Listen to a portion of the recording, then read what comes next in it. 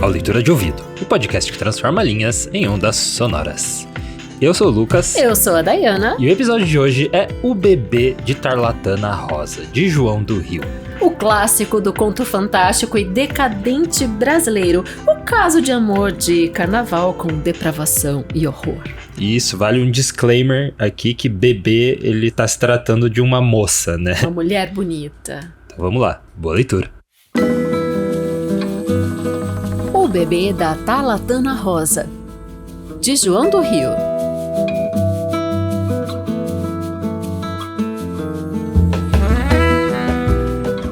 Oh, uma história de máscaras.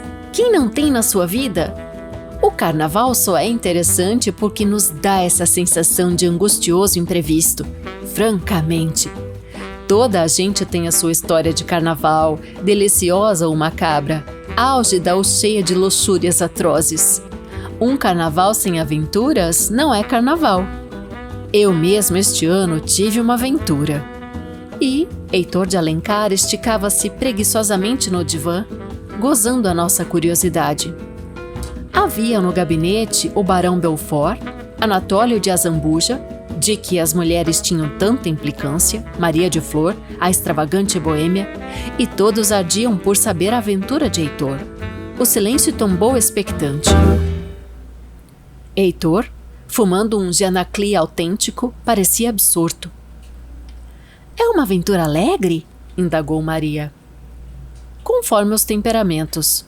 Suja? Pavorosa ou menos. De dia? Não. Pela madrugada. Mas, homem de Deus, conta! Suplicava Anatólio. Olha que está adoecendo a Maria. Heitor puxou um largo trago à cigarreta.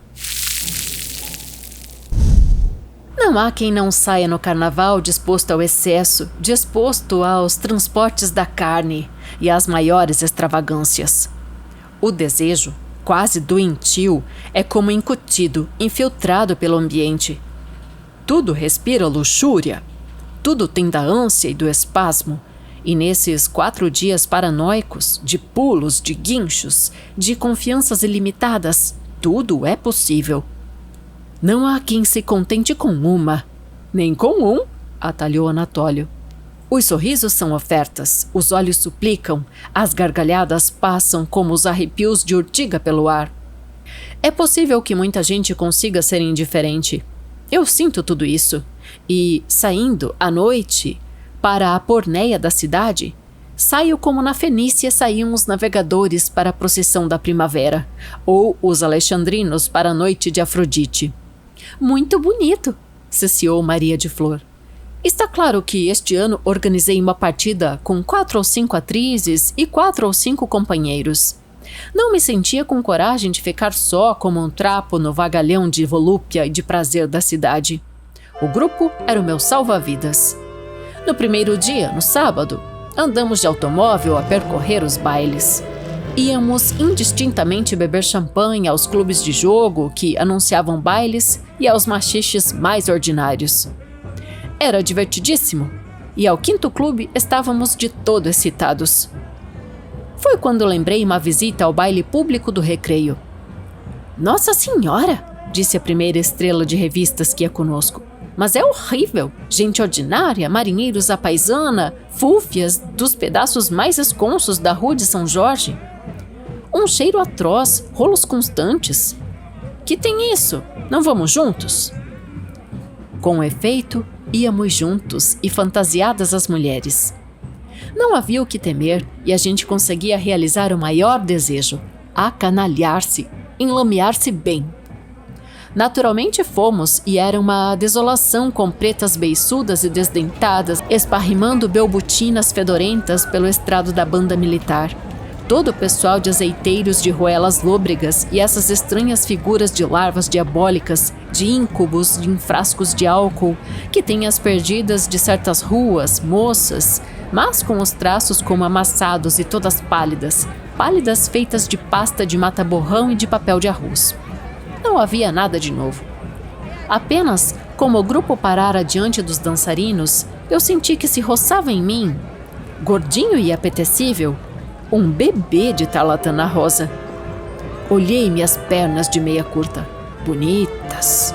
Verifiquei os braços, o caído das espáduas, a curva do seio. Bem agradável.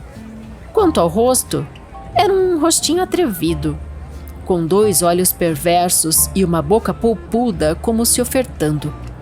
Só postiço trazia o nariz. Um nariz tão bem feito, tão acertado, que foi preciso observar para verificá-lo falso.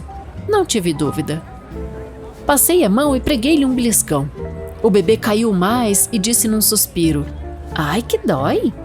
Estão vocês a ver que eu fiquei imediatamente disposto a fugir do grupo. Mas comigo iam 5 ou 6 damas elegantes, capazes de se debochar, mas de não perdoar os excessos alheios. E era sem linha correr assim, abandonando-as, atrás de uma frequentadora dos bailes do recreio. Voltamos para os automóveis e fomos cear no clube mais chique e mais secante da cidade. E o bebê? O bebê ficou. Mas um domingo, em plena avenida, indo eu ao lado do chofer, no burburinho colossal, senti um beliscão na perna e uma voz rouca dizer: "Para pagar o de ontem." Olhei, era o bebê rosa, sorrindo com o nariz postiço, aquele nariz tão bem feito. Ainda tive tempo de indagar: "Onde vais hoje?" "A toda parte", respondeu, perdendo-se num grupo tumultuoso. "Estava perseguindo-te", comentou Maria de Flor. "Talvez fosse um homem", soprou desconfiado o amável Anatólio. "Não interrompam o Heitor", fez o barão, estendendo a mão. Heitor acendeu outro dianacle, ponta de ouro, sorriu e continuou: "Não o vi mais nessa noite, e segunda-feira não o vi também. Na terça desliguei-me do grupo e caí no mar alto da depravação. Só, com uma roupa leve por cima da pele, todos os maus instintos fustigados. De resto, a cidade inteira estava assim. É o momento em que, por trás das máscaras, as meninas confessam paixões aos rapazes. É o instante em que as ligações mais secretas transparecem, em que a virgindade é dúbia e todos nós a achamos inútil. A honra uma caceteação, o bom senso uma fadiga. Nesse momento tudo é possível. Os maiores absurdos, os maiores crimes. Nesse momento há um riso que galvaniza os sentidos e o beijo se desata naturalmente. Eu estava trepidante, com uma ânsia de acanalhar-me quase mórbida. Nada de raparigas do galarim perfumadas e por demais conhecidas, nada do contato familiar. Mas o deboche anônimo, o deboche ritual de chegar, pegar, acabar, continuar, era ignóbil. Felizmente, muita gente sofre do mesmo mal no carnaval. "Ah, quem o dizes?", suspirou Maria de Flor. Mas eu estava sem sorte. Com o guinhe, com o caiporismo dos defuntos índios. Era aproximar-me, era ver fugir a presa projetada. Depois de uma dessas caçadas pelas avenidas e pelas praças, embarafustei pelo São Pedro, meti-me nas danças, rocei-me àquela gente em geral pouco limpa. Insisti aqui, ali, nada. É quando se fica mais nervoso. Exatamente. Fiquei nervoso até o fim do baile. Vi sair toda a gente e saí mais desesperado. Eram 3 horas da manhã. O movimento das ruas abrandara. Os outros bailes já tinham acabado. As praças, horas antes incendiadas pelos projetores elétricos e as cambiantes enfurnadas dos fogos de bengala, caíam em sombras. Sombras cúmplices da madrugada urbana. E só, indicando a folia, a excitação da cidade, um ou outro carro arriado levando máscaras aos beijos ou alguma fantasia tilintando guizos pelas calçadas fofas de confete. Oh, a impressão enervante dessas figuras irreais na semissombra das horas mortas, roçando as calçadas, tilintando aqui, ali um som perdido de guizo. Parece qualquer coisa de impalpável, de vago, de enorme, emergindo da treva aos pedaços. E os dominós embustados, as dançarinas amarfanhadas, a coleção indecisa dos máscaras de último instante arrastando-se extenuados. Dei para andar pelo Largo do Rossio, Ia caminhando para os lados da Secretaria do Interior quando vi, parado, o bebê de Tarlatana Rosa. Era ele! Senti palpitar meu coração. Parei. Os bons amigos sempre se encontram, disse. O bebê sorriu sem dizer palavra. Estás esperando alguém? Fez um gesto com a cabeça que não. Enlacei-o. Vens comigo. Onde? Indagou a sua voz áspera e rouca. Onde quiseres. Peguei-lhe nas mãos. Estavam úmidas, mas eram bem tratadas. Procurei dar-lhe um beijo. Ela recuou. Os meus lábios tocaram apenas a ponta fria do seu nariz. Fiquei louco. Por pouco. Não era preciso mais no carnaval, tanto mais quanto ela dizia com a sua voz arfante e lúbrica. Aqui não! Passei-lhe o braço pela cintura e fomos andando sem dar palavra. Ela apoiava-se em mim. Mas era quem dirigia o passeio e os seus olhos molhados pareciam fruir todo o bestial desejo que os meus diziam. Nessas fases do amor não se conversa, não trocamos uma frase. Eu sentia a ritmia desordenada do meu coração e o sangue em desespero. Que mulher! Que vibração! Tínhamos voltado ao jardim. Diante da entrada que fica fronteira à Rua Leopoldina, ela parou, hesitou. Depois arrastou-me, atravessou a praça, metemo-nos pela rua escura e sem luz. Ao fundo, o edifício das Belas Artes era desolador e lúgubre. Apertei-a mais. Ela aconchegou-se mais. Como os seus olhos brilhavam. Atravessamos a Rua Luís de Camões. Ficamos bem embaixo das sombras espessas do Conservatório de Música. Era enorme o silêncio e o ambiente tinha uma cor vagamente russa, com a treva espancada um pouco pela luz dos combustores distantes. O meu bebê gordinho e rosa parecia um esquecimento do vício naquela austeridade da noite. Então, vamos? Indaguei. Para onde? Para a tua casa. Ah, não, em casa não podes. Então por aí... Entrar, sair, despir-me, não sou disso. Que queres tu, filha? É impossível ficar aqui na rua. Daqui a minutos passa o guarda. Que tem? Não é possível que nos julguem aqui para bom fim, na madrugada de cinzas. Depois, às 4, tens que tirar a máscara. Que máscara? O nariz. Ah, sim. E sem mais dizer, puxou-me. Abracei-a. Beijei-lhe os braços. Beijei-lhe o colo. Beijei-lhe o pescoço. Gulosamente a sua boca se oferecia. Em torno de nós o mundo era qualquer coisa de opaco e de indeciso. Sorvi-lhe o lábio. Mas o meu nariz sentiu o contato do nariz postiço dela. Um nariz com cheiro a resina. Um nariz que fazia mal. Tira o nariz? Ela segredou. Não, não, custa tanto a colocar. Procurei não tocar no nariz tão frio naquela carne de chama. O pedaço de papelão, porém, a avultava, parecia crescer, e eu sentia um mal-estar curioso, um estado de inibição esquisito. Que diabo! Não vás agora para casa com isso. Depois não te disfarça nada. Disfarça sim. Não! Procurei-lhe nos cabelos o cordão. Não tinha. Mas abraçando-me, beijando-me, o bebê de Tarlatana Rosa parecia uma possessa tendo pressa. De novo seus lábios aproximaram-se da minha boca. Entreguei-me. O nariz roçava o meu. O nariz que não era dela, o nariz de fantasia. Então, sem poder resistir, fui aproximando a mão. Aproximando, enquanto com a esquerda enlaçava mais. De chofre agarrei o papelão, arranquei-o. Presa dos meus lábios, com 2 olhos que a cólera e o pavor pareciam fundir, eu tinha uma cabeça estranha, uma cabeça sem nariz, com 2 buracos sangrentos atulhados de algodão, uma cabeça que era alucinadamente uma caveira com carne.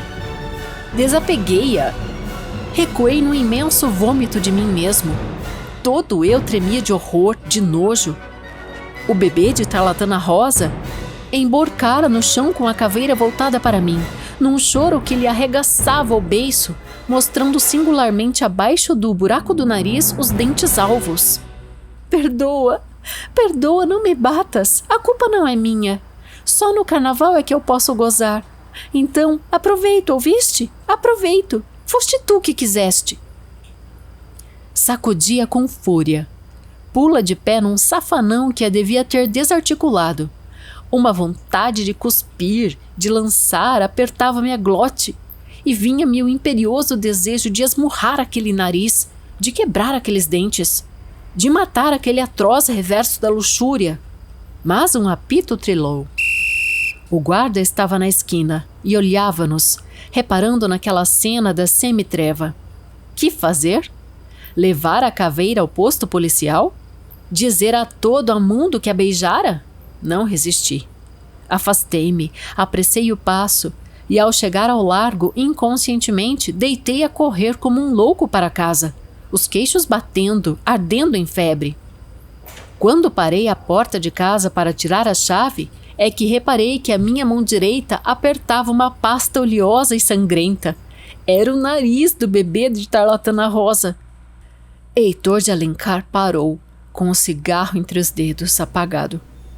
Maria de Flor mostrava uma contração de horror na face, e o doce Anatólio parecia mal. O próprio narrador tinha a camarinhar-lhe à fronte gotas de suor. Houve um silêncio agoniento. Afinal, o barão Belfort ergueu-se. Tocou a campainha para que o criado trouxesse refrigerantes e resumiu. Uma aventura, meus amigos, uma bela aventura. Quem não tem do carnaval a sua aventura? Esta é, pelo menos, empolgante. E foi sentar-se ao piano.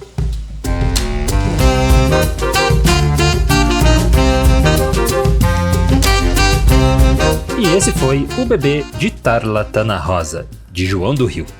Um texto que já foi e voltou para as minhas mãos algumas vezes, Lucas, e esse ano eu resolvi jogar o confete. Tem que ser lançado numa época específica, né? Não dá de lançar lá no Natal, então, perto do Natal, alguma coisa assim. Alguns anos já eu tinha essa leitura pendurada e eu confesso que a primeira vez que eu li eu não entendi muito bem, não me engajei com o texto, e esses dias a Lina estava me falando, a nossa apoiadora, que tinha lido, né, relido esse texto e você podia produzir, né? Então tá, vamos fazer nesse carnaval. E olha, só no carnaval mesmo, porque primeiro que a gente tem que abrir um pouco mais esse título. Você já explicou um pouco no começo, né, que esse bebê, a gente tá falando, não é um recém-nascido, né? Até o final do conto você entende, né? É a primeira vez que bebê, porque era uma gíria utilizada mais daquela época, né? Hoje Sim. A gente usa um pouco menos, né? Apesar que tá voltando um pouco. Eu vejo gente falando, hoje é dia de rock, bebê. Sim. Tá meio que voltando. Então, é uma variável para chamar as mulheres bonitas, então, que tá voltando. Mas se você não é entendido de moda têxtil, de arte, talvez você não saiba direito que é uma tarlatana, né? Que é um tecido. Ele é usado em encadernação, em gravura, restauro, na moda, em decoração da casa, em colagem e em estuque. Achei interessante que é usado em gravura também, né? Legal. A roupa da moça da história era rosa. Então vamos abrir um pouco mais. É uma cor que transmite o quê? Quais são as sensações do rosa? Carinho, romance, doçura, feminilidade e inocência. Né? São prioritariamente o que evoca essa cor. E daí tem as aspas do nosso Heitor, né? O Heitor de Alencar, que é o narrador. Na verdade, ele narra a história, só que quem narra é um outro cara que tá na sala também. Só que nota que o narrador, que tá nessa sala de reunião com os amigos, onde o Heitor de Alencar vai contar a sua história de máscaras e imprevistos, ele tem o cuidado de deixar em primeira pessoa quando o Heitor tá falando, que envolve ainda mais a gente na história, também para ficar bem nítido os transportes da carne e do desejo, né? Que ele tá falando ali. Sim. E ele tem a aspa assim: olhei-lhe as pernas de meia curta, bonitas, verifiquei os braços, o caído das espáduas, a curva do seio, bem agradável. Então ali a gente já percebe... Agradável. Bem agradável. Bom, o conto perpassa então os 4 dias paranoicos dessa festa popular que estão aí pra chegar. Hoje é sexta-feira 13, Lucas, tá tudo solto hoje. Tá, o bicho vai pegar. E o texto também não fica poupando cenas de depravação, de entusiasmos, né? Na verdade, ele é um pouco sutil até, mas ele fala algumas coisas bem claramente. Eu acho que pra época ele é bem pesado. Pesado verdade. Não é provocador, né? Pra época devia ter sido, assim, um abalo. Porque assim, não existia o termo ficar na época, né? Era mais os maio, né? Que estavam nos maio, embaixo do Conservatório de Música. Então, tem assim, sugestões, né? Muitas. Daí de ele falar que pra ir pra casa dela. E, enfim, várias sugestões, assim, acontecem ao longo do texto e que eu achei bem moderninho, assim, pra ser um texto tão antigo. Imagina que saiu em 1910, há 116 anos. Né? Nossa. Isso faz todo sentido também de ser retratado, né? Porque o João do Rio vivia assim nas ruas, né? Era conhecido por ser um boêmio do Rio de Janeiro ali. E muito conhecido também por toda a cidade, né? Enfim, então ele frequentava esses antros, né, também. Provavelmente ele estava no grupo do Heitor, ou algo assim. Ele é esse narrador que tá realmente contando em primeira pessoa que o Heitor viu. E eu achei engraçado também, uma das ouvintes ali no meio da história fala algo do tipo... eu acho que era um homem. Então por isso que eu achei bem moderninha assim, a história. Sim, bem legal, porque assim, a gente tá imerso em 4 noites de carnaval no Rio de Janeiro. A gente tá no marco cultural dessa festa popular, só que é um século e pouco atrás, né? E daí ele fala que tudo no ambiente tá infiltrado pro desejo quase doentio, né? Que para potencializar essa ideia de luxúria, né, que tudo tem da ânsia e do espasmo nesses 4 dias de pulos, guinchos, confianças ilimitadas. Eu percebi, Lucas, que esse conto leva a refletir sobre como os valores sociais podem mudar no carnaval. Perceba que os foliões irmanam-se, eles são todos iguais. Desde esse grupo organizado pelo Heitor de Alencar, fica claro que ele organizou o grupo, tinha 4 ou 5 atrizes, 4 ou 5 companheiros. Então imagina umas 10 pessoas, as atrizes todas fantasiadas. Não se fiquem me perguntando por que só as mulheres eram fantasiadas, os homens não estavam, né? Pelo menos... usavam máscaras, mas eu acho que era da época, isso também. Porque se você pesquisa fotos de carnaval dessa época... É bem comum você ver as mulheres mais fantasiadas mesmo. Não sei se era um costume que o homem fazia também. E eu digo que se irmanavam porque eles fizeram um rolê, né, por várias festas de carnaval até chegar no baile público do Recreio, né, no Rio de Janeiro. Eu tô longe do Rio, você e eu, né, mas quem tá aí pode talvez fazer comentários com bastante propriedade pra gente. Eu vi que o Recreio fica próximo da Tijuca, que a gente tá falando de Bandeirantes também, né? E tem muitos blocos, tantos mais do que o próprio governo autorizou para desfilar esse ano, né? Então a festa realmente é intensa. Mas ali ele cita, no final, então, início do século XX, as perdidas de certas ruas. Ele tá se referindo às prostitutas. E depois ele vai mais diretamente, ele usa fúfias. Fúfias é um termo antigo para falar das prostitutas de baixa categoria, né? E tem ainda o termo porneia, que é uma palavra grega, significa atividade sexual ilícita, né? Ou fornicação, enfim, é uma palavra para falar de imoralidade sexual, né? Então, por isso que a gente lembra aqui que essa questão dos valores sociais, então, ficam com outra balança no carnaval. E assim, ele se envolve com essa moça que frequenta um baile público, né? E ele... dá para perceber, né, que pelo charuto estrangeiro que ele tá fumando, que ele é um homem de certa classe, né, o Heitor de Alencar. E é muito... Adorei o clima que você cria, Lucas, no episódio, quando ele já encontra a moça de novo e eles estão na madrugada ali de terça para quarta-feira de cinzas, que o clímax é justamente no fim da festa, né? E eles começam a passar por várias ruas e edifícios famosos do Rio. Primeiro, que essa rua São Jorge, que atualmente se chama Gonçalves Ledo, era no início do século XX o centro do Baixo Meretrício, né? Daí, em seguida, eles vão passando pela Rua Leopoldina, o Edifício das Belas Artes, a Rua Luiz de Camões, e ficam embaixo das sombras do Conservatório de Música. É ali que tudo acontece até que chega o guardinha. Uhum. Então, eu gostei do clima que você coloca, essa música, assim, tipo, muito Woody Allen, né? Deles passando pelas ruas, assim. Tem a música do Grieg ali, né? Que ela vai acelerando. Uhum. É essa que você tá falando? É, desse momento, que eles estão caminhando até chegar num lugar pra poder ficar junto ali, né? Sim. E acaba tendo esse desmascaramento, literalmente falando, né? Sim. E por tudo isso, essa obra se tornou um clássico do conto fantástico. Fantástico porque quando ele fala que ele tinha uma caveira com carnes, né? Então a mulher não tinha o nariz, né? Sabe-se lá o quê? Que tipo de doença ela tinha que fazia com que ela tivesse 2 buracos, né? Ela tinha os algodões no lugar, né? É, muito bizarro, né? E ele fica tão atordoado que nem... Vou levar pra polícia? Não, vou só fugir daqui, né? Não quero que essa história vaze.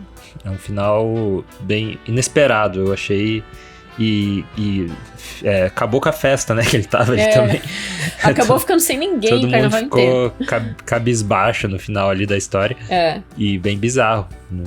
E é interessante te falar que 15 anos depois, esse texto se torna realmente uma obra artística, porque recebe uma edição com ilustrações do Di Cavalcanti, saiu em 1925. O nosso apoiador está recebendo esse link direto para baixar essa edição original, com as ilustrações do Di Cavalcanti. Então, é muito cultural você conhecer. Já caiu em Enem, em vários vestibulares esse texto. Então, hoje a gente traz aqui com essa felicidade também, né? De estar podendo fazer essa correlação. Porque o João do Rio era um cara muito culto. Ele evoca várias questões mitológicas também. Ele fala dos fenícios, dos alexandrinos que saem pra noite, né? Então, ele traça todo um contexto que você baixando essa obra ali também, que tem as ilustrações de Cavalcanti, você vai sentir um pouco mais isso, assim. Sim. Literatura brasileira, né? Numa vertente, assim, bem diferenciada. Eu li um artigo que fala sobre o esquecimento dele, que ele era um autor muito popular na época, né? Tanto que quando ele morreu, foram 100 mil pessoas, a estimativa, no enterro dele, sendo que a população do Rio de Janeiro era de 400 mil pessoas. Então, um quarto da cidade estava lá. Inclusive, presidentes, né, ex-presidentes mandaram coroa de flores, teve um que compareceu, enfim. Então, ele era um cara bem famoso na sociedade, mas daí depois, como ele não deixou filho... depois da morte dele, foi meio que dando um fade away, assim, foi esquecendo um pouco o legado dele, tanto que hoje a gente não vê tanto ele igual o Machado de Assis e o Lima Barreto, né?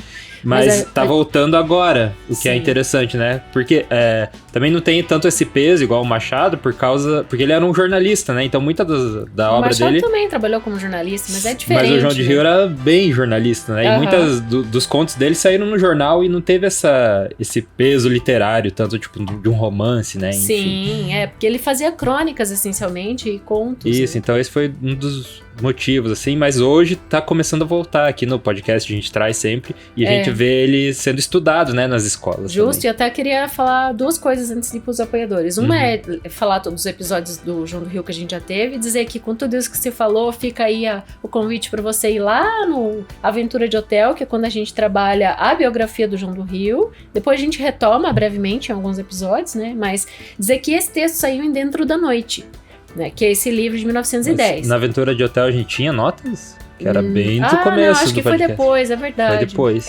Mas então, ó, A Noiva do Som, que é o último antes desse, se não me falha a memória, ou teve... foi sim. Teve Pintura das Ruas também. Teve A Última Noite, é que eu não quero misturar. Pintura das Ruas e Aventura de Hotel é do livro A Alma Encantadora das Ruas. E esses que eu tô citando aqui, eles estão em Dentro da Noite, né? Daí tem também Os Trabalhadores da Estiva, que é aquele outro... que tá em Alma Encantadora das Ruas, junto com A Aventura de Hotel e A Pintura das Ruas. Né? Então são textos dele que você pode apreciar aqui no podcast. Eu acho que em Os Trabalhadores da Estiva a gente fez bastante a biografia do João do Rio. Acho que foi nesse episódio. A gente traz lá sobre a morte dele e tudo mais, a importância dele dentro da sociedade. E se você quer receber todos os arquivos, isso que a gente comentou, inclusive esse livro, né, ilustrado, que a Dayana falou antes. O link do livro, pra pessoa baixar. Isso, os links todos e as análises, elas vão para os nossos apoiadores, então se você quer receber, é só se tornar um apoiador aqui do podcast. Você recebe várias recompensas, uma delas é a análise, que todo episódio é feita análise do texto, enfim, tudo isso que a gente trouxe aqui, ainda mais vai pro e-mail de todos os nossos apoiadores, junto com a arte de capa. Você também entra no Clube Leitura de Ouvido, encontros mensal do Leitura. Entra nos créditos finais do podcast. E eu tô esquecendo mais um... No Clube Leitura de Ouvido, você falou? Clube Leitura, créditos a finais. Ilustração. E-mail com análise. Mas tem mais um. E a ilustração. E dependendo do apoio, você recebe o acesso ao Desenrole Seu Storytelling a partir de R$100 mensais. Tá bom, mas pra mim que tinha 4. Eu acho que eu tô esquecendo algum. Mas enfim. A gente quer mandar... o grupo de WhatsApp que você quer falar. Ah, tá. O grupo de WhatsApp, né? Que agora tem. O chat contínuo dos nossos membros do clube. Isso. Então a gente dá boas-vindas para 2 apoiadores novos. 2 apoiadoras. 2 apoiadoras. A Carmen Oliveira Mazzilli. Isso, né? E a Leoneide Damasceno. Obrigado aí, essas novas apoiadoras do Leitura de Ouvido. Se você quer fazer igual elas, é só entrar em apoia.se/leitura de ouvido ou pela chave Pix, leituradeouvido@gmail.com. Lembrando que tem que ser R$20 ou mais para ganhar todas as recompensas, né? E entrar pro Clube Leitura de Ouvido também. E eu já faço apelo pra Carmen, que não nos enviou e-mail.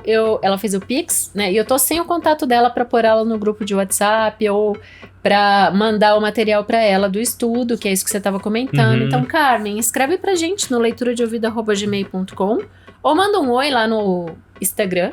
Pra gente conversar. E se você fizer seu apoio por Pix, coloca na descrição, né, na observação do Pix, essas suas informações de contato, teu e-mail e WhatsApp, que a gente inclui no nosso mailing aqui, né? Tem também tantas pessoas, Lucas, que só querem apoiar o podcast, sabe? Elas não têm tempo pra ficar acompanhando para além da sexta-feira e às vezes elas apoiam e nem querem que fale o nome, ou apoiam e não dão o contato, porque também não estão tão interessadas em receber. Só que é legal participar, né?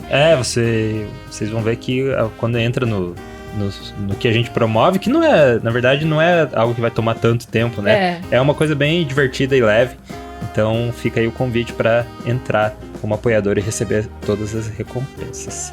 E os nossos apoiadores são eles: Adriano Senic Padilha, Agnaldo Ângelo Silveira Rebouças, Alberto Alpiri, Amanda Bertassi Brandão, Ancle Lima, Ana Carolina Vieira Ferreira Araújo, Ana Cláudia Chaguri Lopes, Antony Cruz, Alete Alves Machado Rodrigues, Augusto Marques Ramos, Bruna Foltz Coutinho, Bruno Guedes com o Grupo Danco, Carmen Oliveira Mazzilli, Cláudia Lube, Cristiana Castanha Ferraz, Edgar Bessa, Eduardo Cartim. Edgar Bessa, Projeto Ciência de Pés Descalços. Eu esqueci. Eduardo Vinícius Ferreira, Elaine Vieira Ferreira, Felipe Cronato, Flávia Meira Marques, Franciele Vieira, Gilene Barreto, Heloísa Mendonça, Jaqueline Conte, João Ildeu de Araújo, Jorge Machado, Juliana Dules, Leoneide Damasceno, Lina Soares, Lucas Pereira da Silva, Lucas Vieira, Luiz Fernando Garcia, Márcio Oliveira Salles de Vasconcelos, Marco Aurélio Marques de Queiroz, Marilu Lourenço Rosas, Matheus Trim, Matheus Simão Brum, Mônica Tocárnia, Olivia Veronese, Roberto Hiromi Sonoda, Paulo José Pereira de Rezende, Pedro Coimbra Machado Cibusca Valente, Silvana Silva, Simone Pessoa de Mesquita, Tassiane Bosch Ledesma, Zenilda Ribeiro da Silva. Obrigado aí, apoiadores do Leitura de Ouvido. Mais uma vez, apoia.se/leitura de ouvido ou chave Pix, leituradeouvido@gmail.com. Então é isso, né? Pule muito carnaval, não encontre nenhuma caveira. Aproveite a vida com cuidado. Leia bastante no feriadão. O podcast, né? Aproveite bastante o carnaval lendo. Claro, aproveite bastante lendo. Às vezes a pessoa não tem tempo pra ler. Sim, os leitores de ouvido, eu garanto que vão fazer isso. Vão maratonar. E a gente vê na próxima leitura. Direção e narração, Dayana Pasquim. Edição, artes de capa e trilha sonora de abertura, de Lucas Piasecki. Produção, Roca Studios. Avalie no Spotify e na Apple Podcasts. Siga para não perder os próximos episódios. Inscreva-se em youtube.com/leitura de ouvido. Siga no Instagram Leitura de Ouvido. Fale com a gente no leituradeouvido@gmail.com. E a gente te vê na próxima leitura.